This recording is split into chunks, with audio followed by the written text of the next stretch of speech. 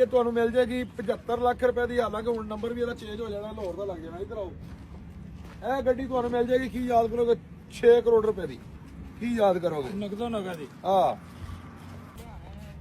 अस्सलाम वालेकुम। आइए आइए नासिर भाई आ जाओ। नासिर भाई 1 ਕਰੋੜ 25 ਲੱਖ ਰੁਪਏ ਦੀ ਇਹ ਕਰੂਜ਼ਰ ਤੁਹਾਨੂੰ ਮਿਲ ਜਾਏਗਾ। ਇੱਕ ਆਪਣਾ 2 ਕਰੋੜ 50 ਲੱਖ ਰੁਪਏ ਦਾ 12 ਮਾਡਲ ਨਵੀਂ ਨਕੋਰ ਗੱਡੀ। ਅੱਗੇ ਆ ਜਾਓ। ਕਾਰਨੇਵਾਲ ਮਿਲ ਜਾਏਗੀ ਤੁਹਾਨੂੰ 70 ਲੱਖ ਰੁਪਏ ਦੀ। ਇਹ ਗੱਡੀ ਹੈ ਫਾਰਚੂਨਰ ਸਿਗਮਾ। ਇਹਦਾ ਰੇਟ ਅਜੇ ਨਹੀਂ ਆਇਆ।